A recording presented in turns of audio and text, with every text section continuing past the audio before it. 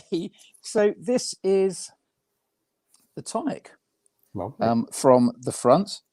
Now, I built this about 7 years ago now. It was first registered in the UK. You got quite a complicated process of vehicle assessment to go through to get it registered and make it road legal. This is a road legal version, although I do use it on the track as well on track days. I'll give you a view from the back. There. I love that view. Isn't it great? Isn't it great? Yeah. It's that that roll bar is just so beautifully sculpted. I think I also love the floating wings. It's just amazing. Yeah, yeah. So I mean, that's an important fact about this. I mean, the idea behind the Toniq, as far as I'm concerned, was it is, as I said, a 7 at heart in terms of its design principles. The difference being, it was really, when Colin started this project off, which is actually part of his, I believe, his master's degree course. It was, what him and a buddy of his did, a guy called Will did, was take the concept of the 7, but applied modern design principles and technologies to it, to say, if we take the build principle of a 7, which is make it light, make it front engine, rear wheel drive, but applied the technology that we have available to us today with CAD, etc., what would we end up with? And this is really what that is. So no, it's not a 7, but it's built with the heart of a 7. Sure. And I could see right away that the space frame was quite a bit different.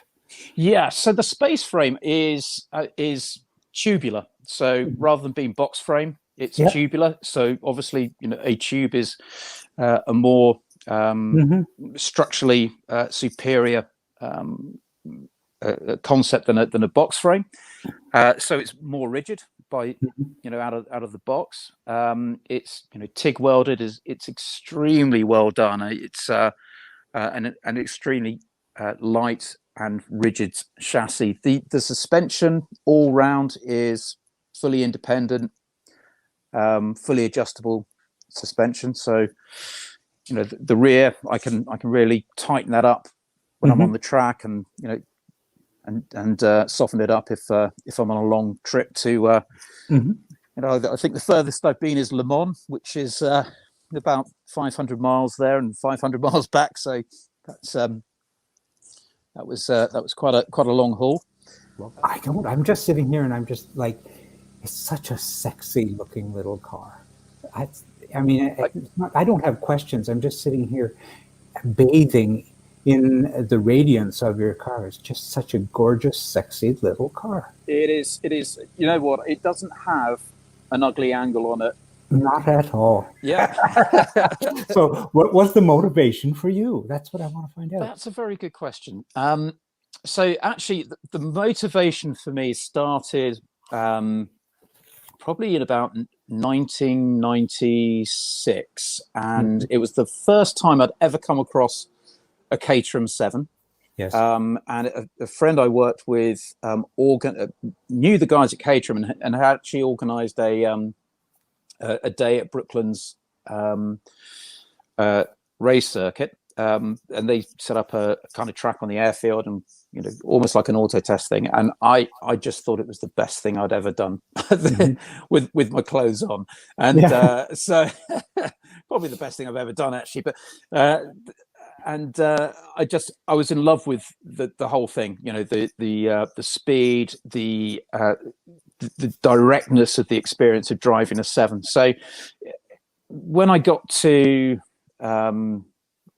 looking at 40 in the face, I decided it was probably about time that I did something about scratching that itch. And I had a look at Caterham, I had a look at Westfield, and in my search, I came across Toniq, and I just loved what they had done, and I loved the fact that they had such a passion for, for the experience, for the seven type experience, but wanted to put a modern twist on it, and wanted to put a different aesthetic to the concept.